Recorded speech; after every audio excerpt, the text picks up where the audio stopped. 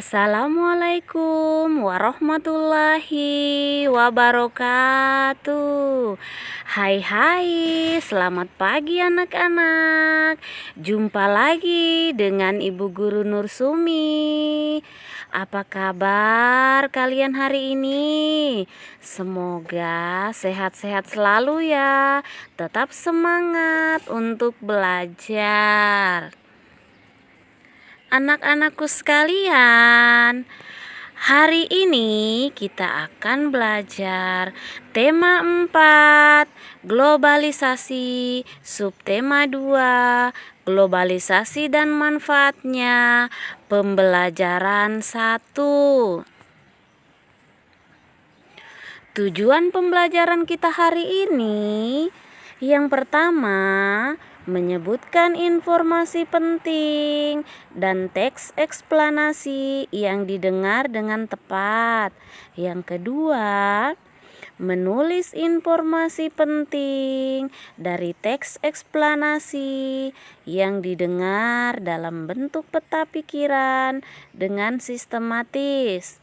Yang ketiga, menjelaskan peran Indonesia dalam berbagai bentuk kerjasama di bidang politik dalam lingkup ASEAN dengan mandiri. Yang keempat, menyajikan informasi tentang peran Indonesia dalam berbagai bentuk kerjasama bidang politik dalam lingkup ASEAN dengan sistematis. Yang kelima, menjelaskan cara menghemat energi listrik dengan tepat. Yang keenam, menyajikan laporan hasil percobaan. Anak-anakku sekalian, kita telah mengetahui pengaruh globalisasi yang terjadi di sekitar kita. Tahukah kamu apa manfaat globalisasi?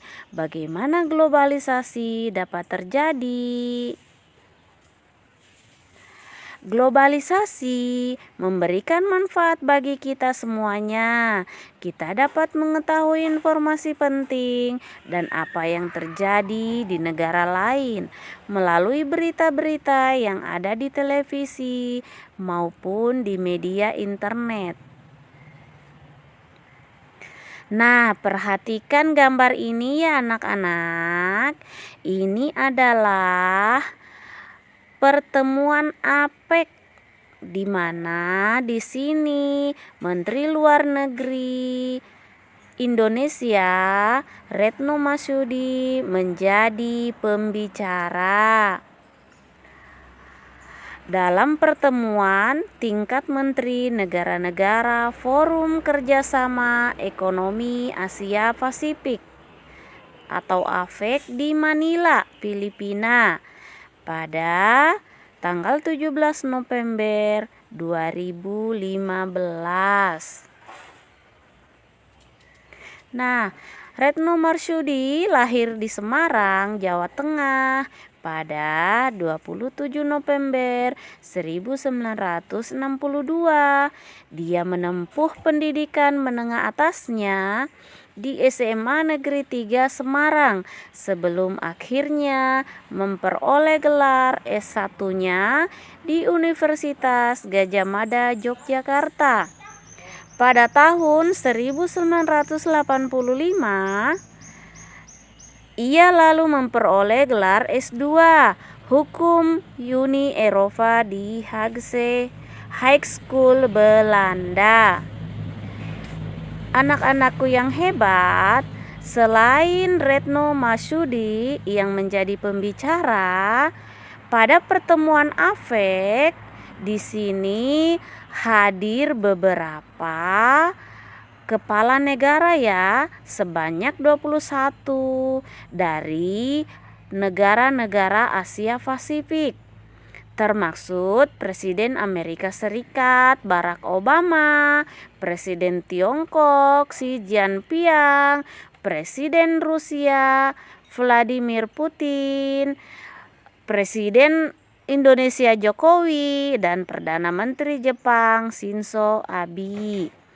Forum ini juga dihadiri hampir 500 orang pemimpin perusahaan besar di dunia.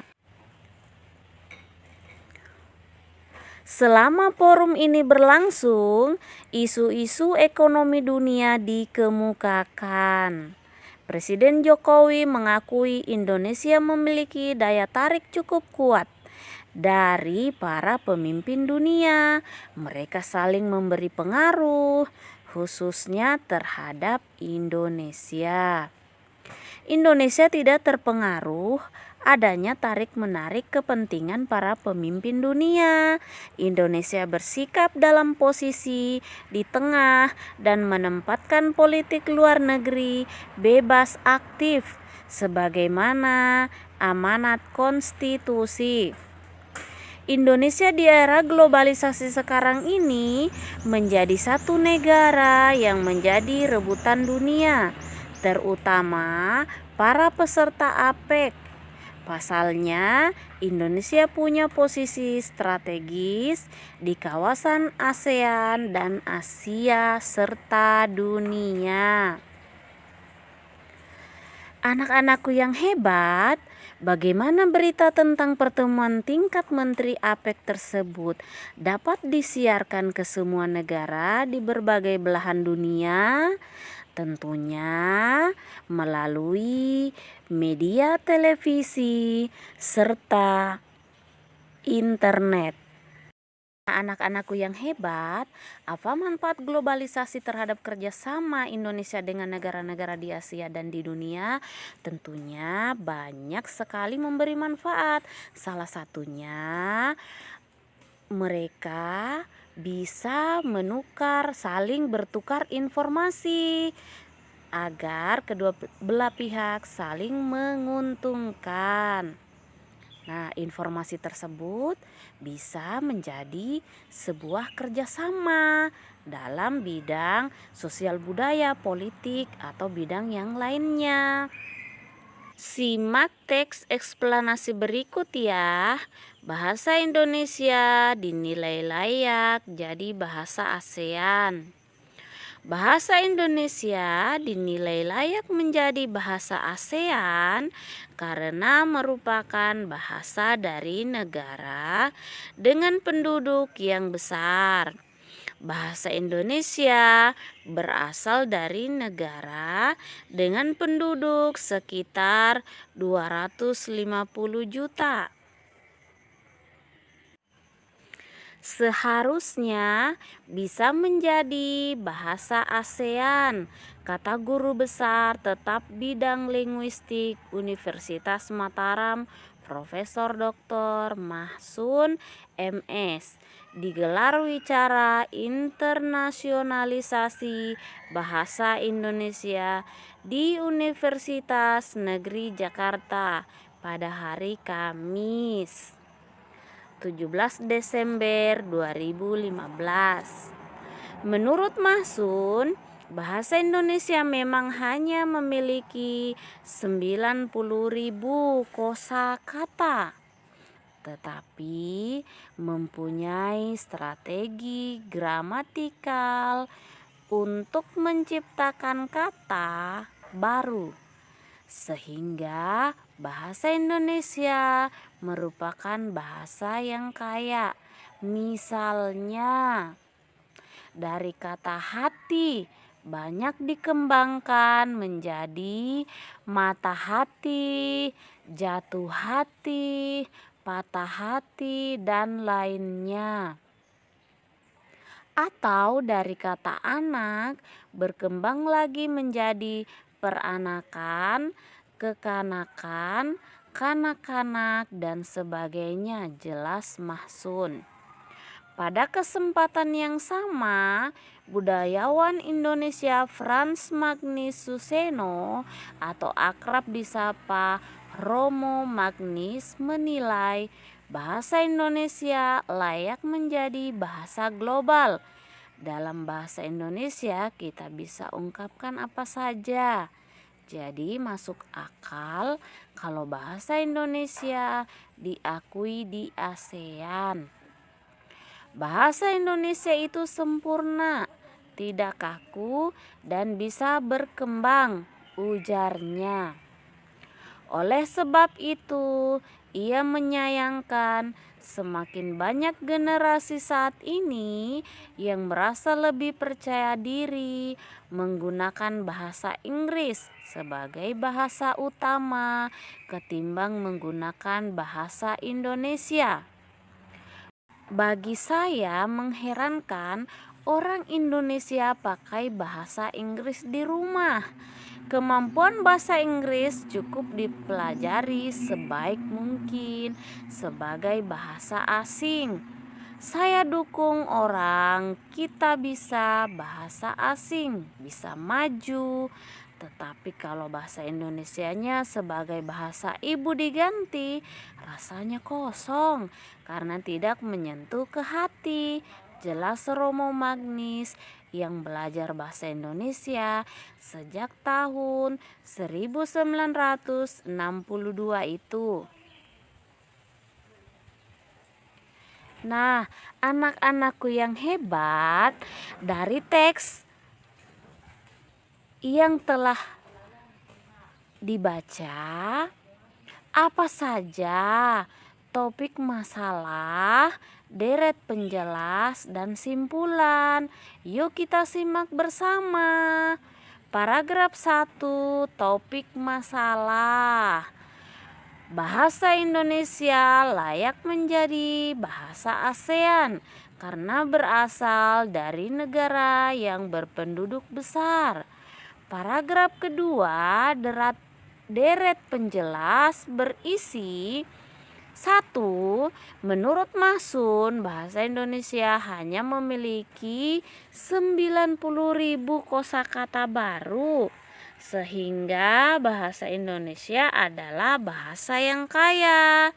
Yang kedua, menurut Frans Magnis Suseno, bahasa Indonesia layak menjadi bahasa global. Dengan bahasa Indonesia, kita bisa mengungkapkan apa saja. Bahasa Indonesia itu sempurna, tidak kaku, dan bisa berkembang. Paragraf ketiga, deret penjelas berisi Romo Magnis menyayangkan generasi muda yang lebih memilih bahasa Inggris daripada bahasa Indonesia. Ia mendukung orang Indonesia bisa bahasa asing, tetapi jika bahasa Indonesia sebagai bahasa utama diganti, rasanya kosong. Paragraf 4, simpulan dan pesan. Pendapat pribadi penulis. Menguasai bahasa asing itu boleh, tapi jangan sampai mengganti bahasa Indonesia sebagai bahasa utama. Nah, itulah topik masalah, deret penjelas, dan simpulan dari teks eksplanasi. Anak-anakku yang hebat, bagaimana posisi dan peran Indonesia di bidang politik dalam kerjasama dengan negara-negara di wilayah Asia Tenggara? Indonesia melakukan bentuk kerjasama dalam bidang budaya. Jika bahasa Indonesia menjadi bahasa ASEAN, bahasa Indonesia akan menjadi budaya di negara-negara anggota dalam hal komunikasi. Nah, anak-anakku sekalian, perhatikan bentuk kerjasama Indonesia dengan negara-negara di Asia Tenggara di bidang sosial budaya di masa globalisasi. Bentuk kerjasama apa saja? Mempererat hubungan politik melalui pertukaran duta dan konsul, menciptakan stabilitas politik, mengadakan perjanjian ekstradisi. Nah, peran Indonesia dalam hubungan kerjasama dengan negara di Asia Tenggara apa saja perannya? Yang pertama, mengirim duta dan konsul ke negara anggota. Yang kedua, ikut serta dalam mengendalikan dan menyelesaikan konflik yang terjadi di negara anggota. Yang ketiga, mengembalikan penjahat dari negara anggota yang melarikan diri ke Indonesia sebagai wujud penegakan perjanjian ekstradisi. Anak-anakku yang hebat, itulah beberapa contoh bentuk kerjasama dan peran Indonesia dengan negara-negara di Asia Tenggara. Bagaimana penggunaan energi pada masyarakat Indonesia? Bagaimana dampaknya bagi lingkungan hidup? Ayo kita cermati potongan berita berikut ini. Belakangan ini banyak bermunculan masalah pemborosan energi.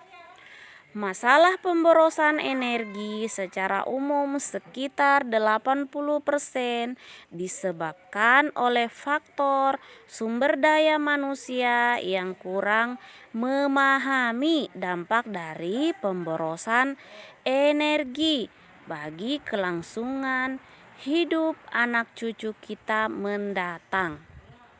Selain disebabkan oleh manusia, ada pula 20% disebabkan oleh faktor teknis. Indonesia merupakan negara yang boros dalam penggunaan energi. Bahkan Indonesia termasuk salah satu negara di Asia yang tertinggi dalam hal pemborosan energi. Hal ini tercermin dalam indeks elastisitas energi. Skor Indonesia lebih tinggi dibandingkan dengan negara-negara di Asia Tenggara, bahkan dengan negara maju. Hal ini menunjukkan perlunya masyarakat Indonesia mengonsumsi energi secara lebih efisien dan mengurangi pemborosan. Dampak dari pemborosan energi sebenarnya sudah kita rasakan. Hal ini terasa dari peningkatan suhu global. Meningkatnya suhu global menyebabkan naiknya permukaan air laut, meningkatnya intensitas fenomena cuaca ekstrim, lebih lamanya cuaca panas daripada cuaca dingin, dan hilangnya gletser serta akibat-akibat lainnya. Jika fenomena ini terus terjadi tanpa antisipasi dan penanggulangan, mungkin kelangsungan hidup manusia akan terancam, anak-anak. Nah, ternyata masyarakat Indonesia harus memiliki sikap hemat energi. Bagaimana caranya? Ayo baca artikel dan tonton video percobaan sederhana berikut ini ya. Tips-tips penghematan energi. AC. 1. Pilih pendingin udara dengan label hemat energi. 2. Pilih AC dengan teknologi inverter. 3. Matikan AC bila ruangan tidak digunakan. 4. Pastikan pintu jendela dan ventilasi tertutup rapat. 5. Atur suhu pada 24 sampai 26 derajat Celcius. 6. Gunakan fitur power save atau eco mode. 7. Lakukan perawatan berkala minimal per 3 bulan. Rice cooker. 1. Menanak nasi secukupnya dan mendekati waktu waktu makan. 2. Gunakan ukuran rice cooker sesuai kebutuhan ya. 3. Matikan setelah selesai digunakan. Berikutnya, tips menghemat energi lampu. 1. Matikan lampu bila tidak digunakan ya. 2. Saat siang hari, kurangi penggunaan lampu. 3. Gunakan lampu hemat energi. 4. Maksimalkan titik lampu. 5. Gunakan armatur atau reflektor. Tips menghemat energi TV. Yang pertama, pilih TV dengan teknologi hemat energi. 2. Matikan TV bila tidak digunakan. 3. Atur penggunaan TV sesuai kebutuhan. Berikutnya, tips menghemat energi kulkas. 1. Isi kulkas secukupnya, jangan terlalu penuh, jangan terlalu kosong. 2. Jangan terlalu sering membuka pintu kulkas. 3. Jangan memasukkan makanan dan minuman yang masih panas. Anak-anakku yang hebat, perhatikan video percobaan berikut ya. Assalamualaikum warahmatullahi wabarakatuh. Selamat pagi anak-anakku sekalian. Kali ini kita akan melakukan percobaan tentang hemat energi ya. Nah, anak-anakku sekalian, perlu kalian ketahui untuk melakukan percobaan ini kita harus menyiapkan alat dan bahan. Yang pertama itu ada kabel colokan atau kabel roll ya.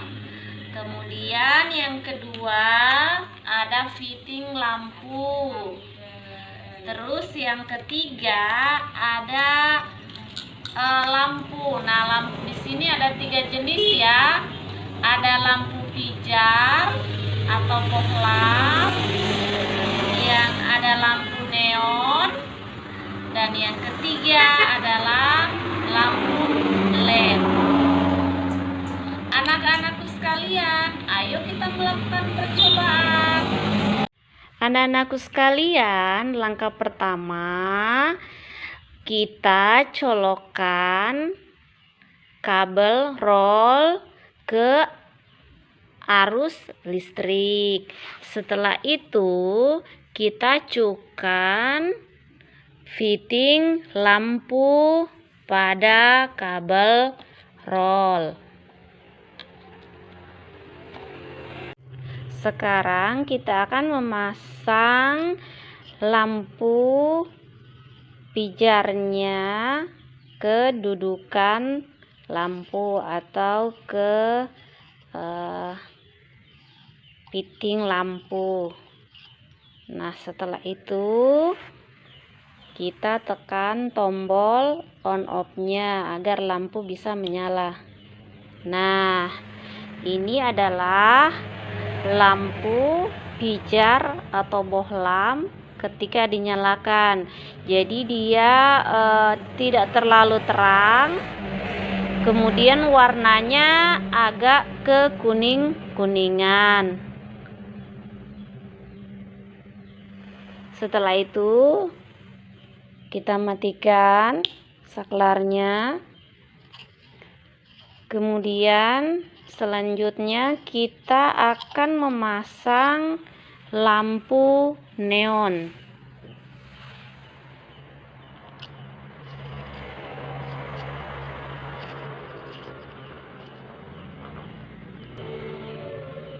Iya, kita nyalakan lagi lampu neonnya. Nah, lampu neon warnanya putih ya.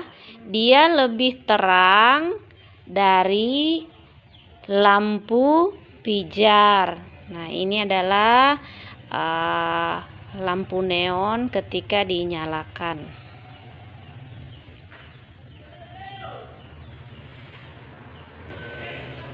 Ya, setelah itu kita matikan lampunya. Kemudian kita akan memasang lampu LED-nya.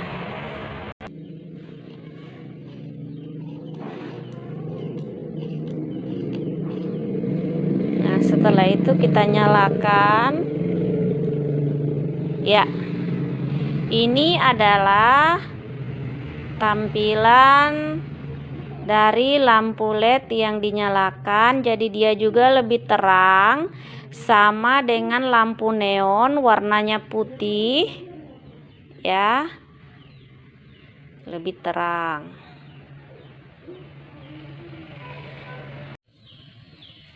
Nah, anak-anakku sekalian, itulah tadi percobaan dari ketiga lampu tersebut. Nah, kita bisa simpulkan bahwa ketiga lampu ini yang lebih terang adalah lampu LED.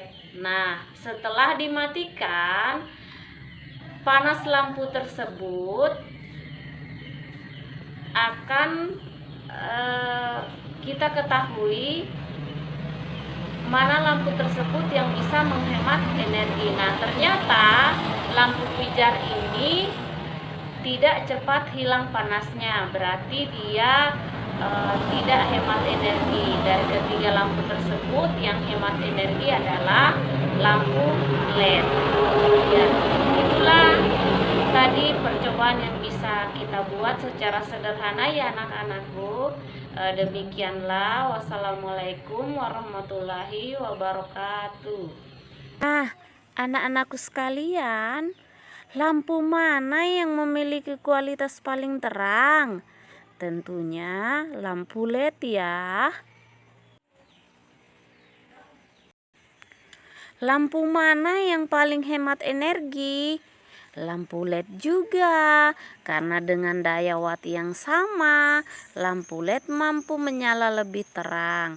Artinya, jika kita memilih lampu neon atau bohlam, maka kita harus memilih lampu dengan watt yang lebih besar untuk menyamakan tingkat cahaya yang dihasilkan lampu LED.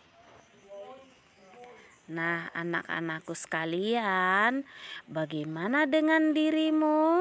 Apakah kamu telah melakukan kebiasaan hidup hemat listrik? Apa rencanamu untuk menjadi lebih baik lagi? Semoga pelajaran hari ini bermanfaat bagi kita semua. Sampai jumpa di pembelajaran berikutnya ya. Ibu guru akhiri. Wassalamualaikum warahmatullahi wabarakatuh. Terima kasih ya anak-anakku.